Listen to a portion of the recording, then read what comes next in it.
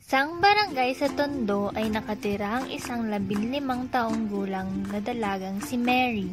Third year high school na si Mary at nag-aaral siya sa isang public school na malapit sa kanila. Matalinong bata si Mary at honor student siya simula nung grade school.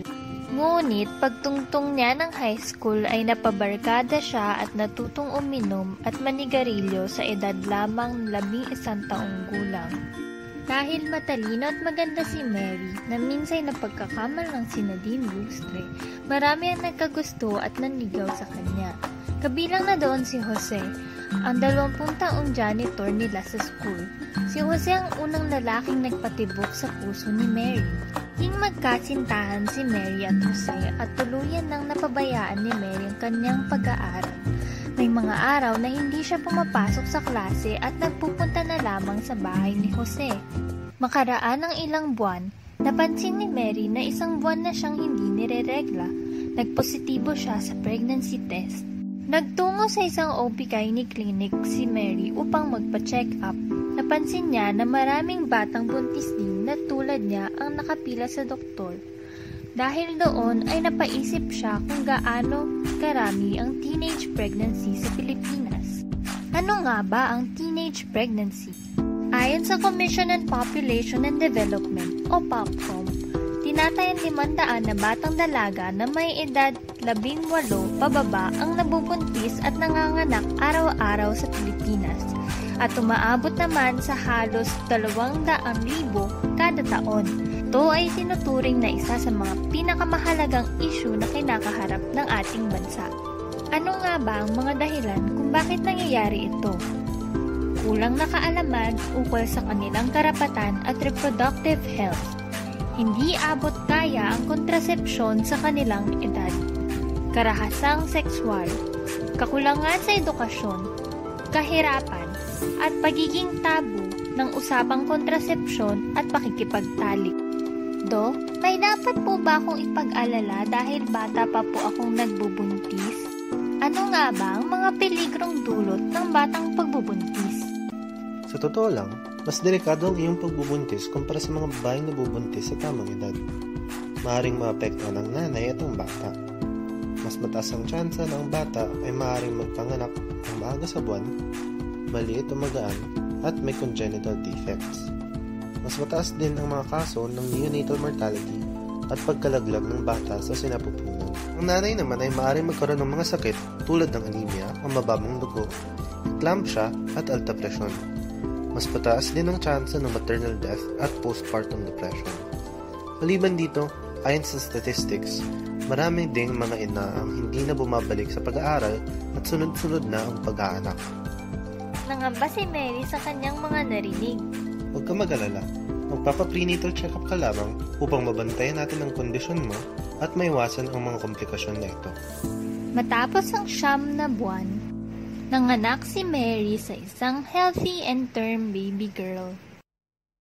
Sa kasamaang palad ay iniwan na siya ni Jose matapos malamang nagdadalang tao siya. Ano na kaya ang maaari niyang gawin matapos ito? Ang pagbubuntis ng maaga ay nakakadulot ng mas mababang na atim na edukasyon. Kaya mainam na matutunan ang Comprehensive Sexual Education. Ito ay programang nakakatulong upang mapaunlad ang sexual at reproductive health ng mga bata para matulungan sila sa pagkakaroon ng responsableng desisyon.